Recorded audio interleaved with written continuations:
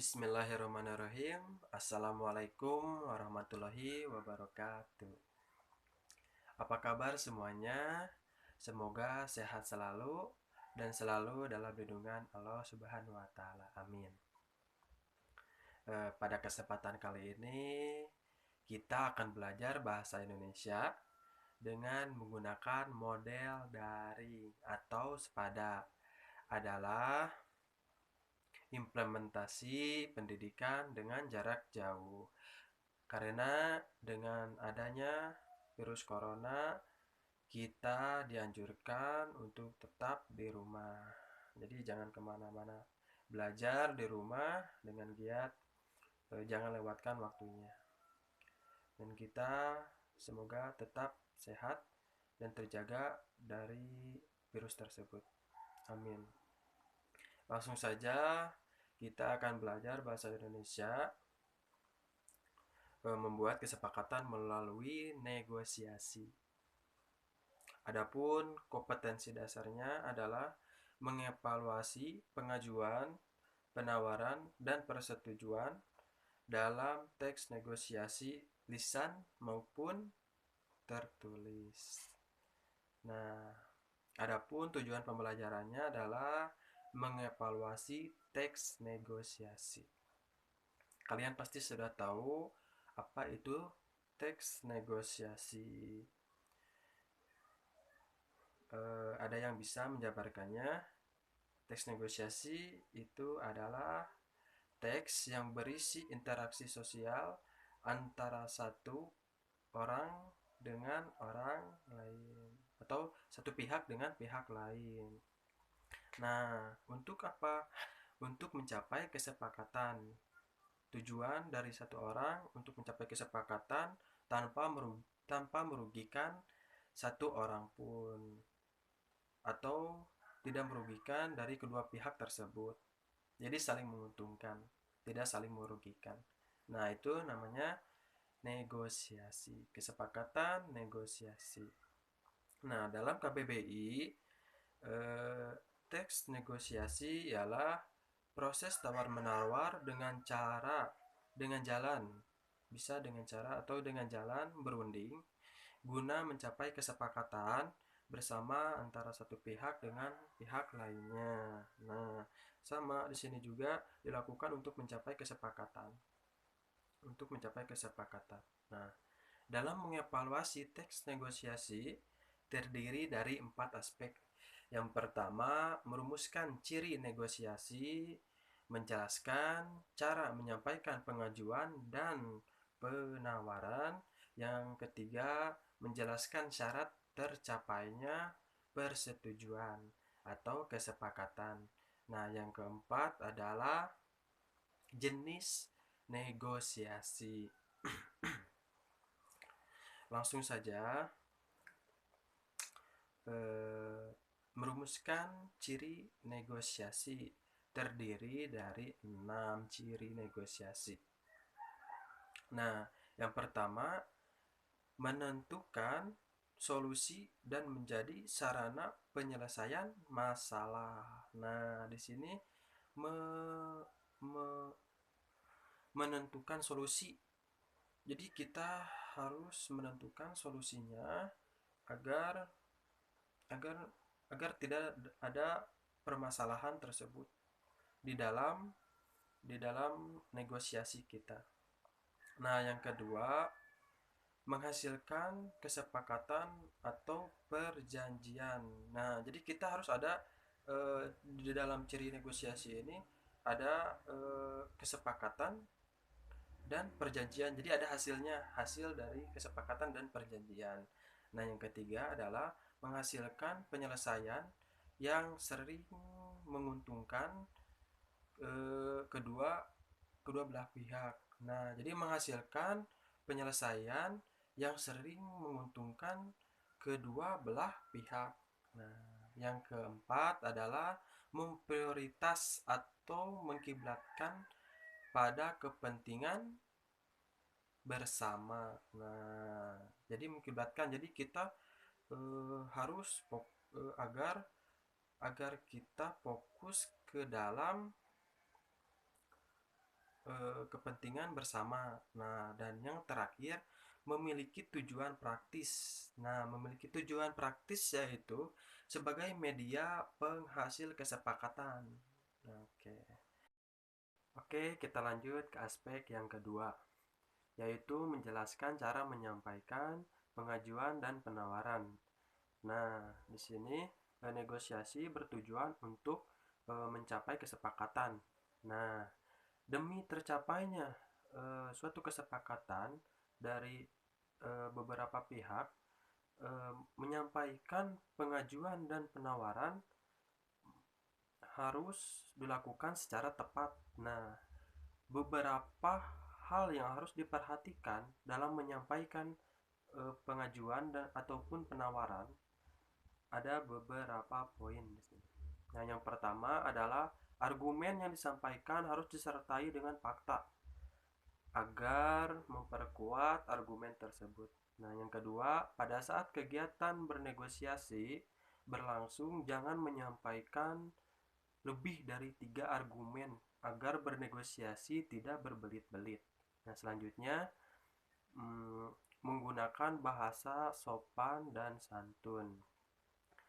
Yang selanjutnya, selalu memberikan alasan atau lontaran kata-kata terhadap suatu keputusan yang diberikan mitra, bisa kita menentang atau menerima sebuah keputusan tersebut.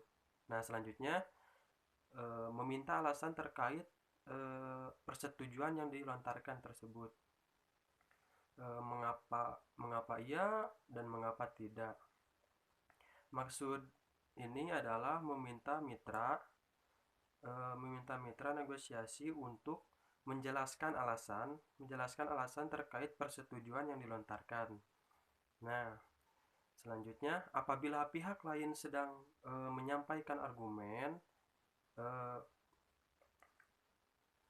lebih baik kita mendengarkan, memahami agar respon kita sesuai dengan apa yang dilontarkan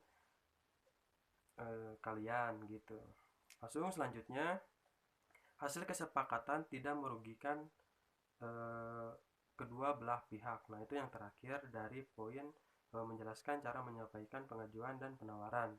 Nah, selanjutnya aspek yang ketiga adalah menjelaskan syarat tercapainya persetujuan atau kesepakatan. Nah, di sini pada saat mencapai kesepakatan dalam negosiasi, ketika pengajuan dan penawaran mencapai titik temu, maka terjadilah hasil akhir dari negosiasi. Nah, yaitu kesepakatan. Berikut merupakan beberapa syarat tercapainya persetujuan dan kesepakatan dalam negosiasi. Selanjutnya, syarat-syarat tercapainya persetujuan. Nah, di sini ada 4 poin. Yang pertama adalah perlu adanya kesepakatan. Sudah pasti di negosiasi harus ada kesepakatan di antara satu pihak dengan pihak lainnya. Nah, lalu selanjutnya melakukan persetujuan harus dengan tidak adanya paksaan atau tekanan di antara satu pihak dengan pihak lainnya. Nah, terus yang selanjutnya adalah kesepakatan harus saling menguntungkan. Jelas di negosiasi harus saling menguntungkan, tidak ada yang merugikan bagi satu pihak dengan pihak lainnya. Oke, yang terakhir adalah sifat persetujuannya harus praktis dan dapat diterapkan dalam melakukan sebuah perjanjian. Nah, itu adalah syarat tercapainya persetujuan atau kesepakatan. Kita lanjut ke aspek yang keempat adalah jenis negosiasi. Nah, jenis negosiasi. Teks negosiasi disajikan dalam bentuk cerita pendek. Nah, dengan pola penyajian gabungan antara narasi, bentuk narasi, dan dialog. Oke, di sini ada pun jenis-jenis negosiasi terdiri dari dua. Jenis-jenis negosiasi terdiri dari dua, yaitu negosiasi berdasarkan situasi. Yang kedua adalah negosiasi berdasarkan untung rugi. Yang kita akan jelaskan dulu tentang negosiasi berdasarkan situasi.